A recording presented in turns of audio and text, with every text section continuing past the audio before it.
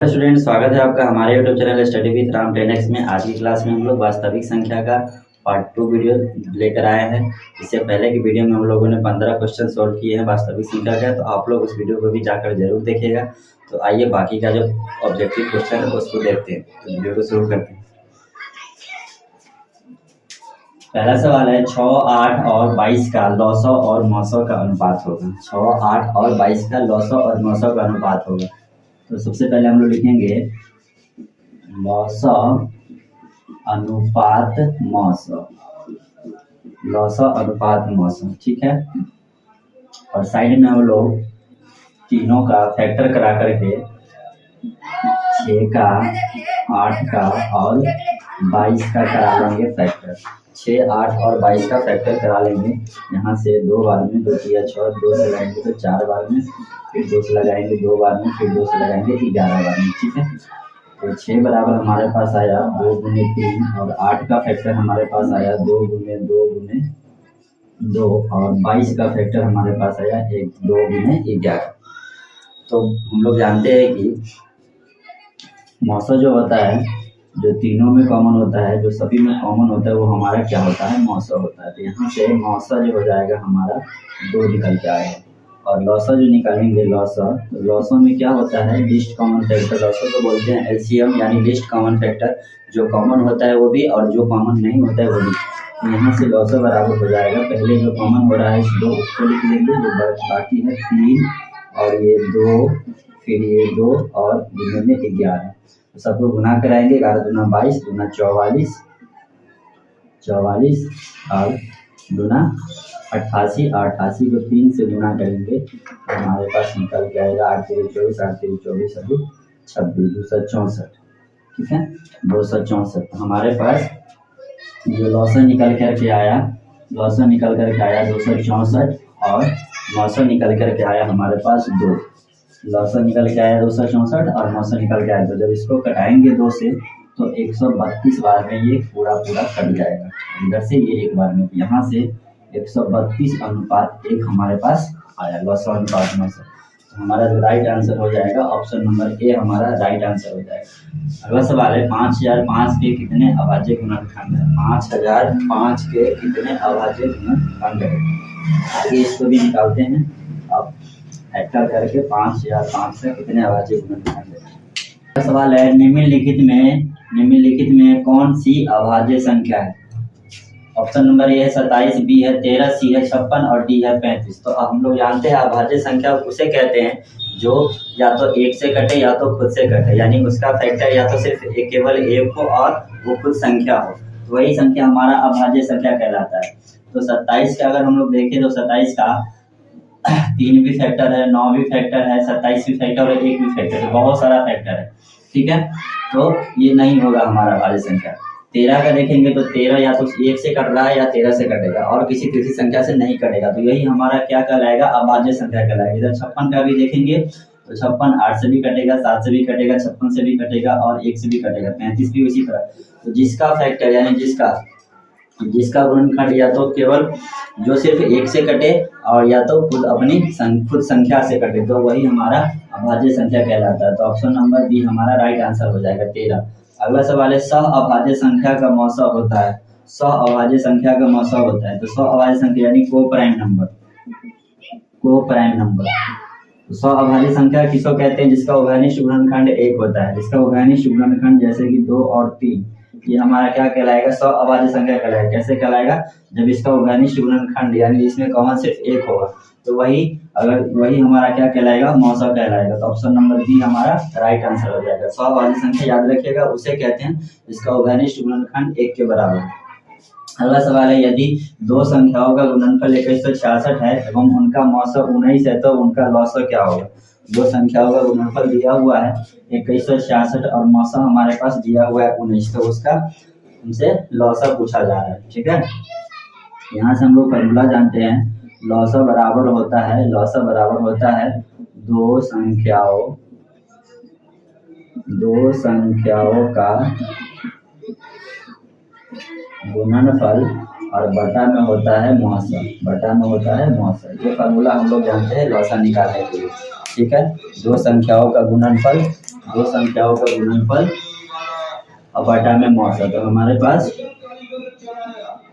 लौसा बराबर हो जाएगा दो संख्याओं का गुणनफल। दो संख्या कितना दिया हुआ है 21 से 66 दिया हुआ है दो संख्याओं का गुणनफल, और मौसा हमारे पास 19 दिया हुआ है। ठीक है, मौसा हमारे पास 19 दिया हुआ है। तो 19 इसको कटाएंगे तो 19 से कम 19, इसमें का 2 बचा, 2 उधर गया तो कितना हो गया 26, फिर 19 से कम 19, फिर 26, इसमें का कितना बचा हमारा 19, 7 बचा, तो 7 इधर गया तो 76, तो 19 चौक 76, यानी कि 114 बार में 19 से 2166 पूरा कट जाएगा। हमारे पास लौसा बराबर कितना निकल के आया, लौसा बराबर हमारे पास निकल के आया 114 देखेंगे यहाँ हमारे पास ऑप्शन नंबर सी जो है हमारा राइट आंसर है। ठीक है, अगला सवाल है यदि a बराबर 2 के पावर 3 गुने 3 गुने 5 और b बराबर 2 के पावर 4 गुने 5 गुने 7 तब लौसा a, b होगा। ठीक है, a और b का कुछ वैल्यू दिया हुआ है। ठीक है, a और b का कुछ वैल्यू दिया हुआ है और दोनों का a और b का हमसे लौसा पूछा जा रहा है। ठीक है, तो इसको सबसे पहले हम लोग लिख लेंगे। ठीक है, a बराबर हमारे पास दिया हुआ है, a बराबर हमारे पास दिया है 2 4 बार है। ठीक है, लिख लेंगे 2 गुने 2 गुने 2 गुने 2, उसके बाद है 5, सॉरी पहले इसका लिखेंगे ना, पहले इसका लिखेंगे 2 3 बार है और फिर एक बार 3 है और फिर 5 है। ठीक है, b बराबर क्या है हमारे पास 2 का पावर 4 यानी 2 4 बार आया हुआ है, 2 गुने 2 गुने 2 गुने 2। ठीक है, और 5 एक बार आया हुआ है और 7 एक बार आया हुआ है, यहाँ से हो जाएगा 5 गुने 7। ठीक है, जो कॉमन होगा दोनों में उसको पहले कॉमन करा लेंगे। ठीक है, एक 5 भी यहाँ पर कॉमन हो रहा है। तो ठीक है, यहाँ से a, b का जो लौसा हो जाएगा, लौसा a, b होगा, यहाँ से हो जाएगा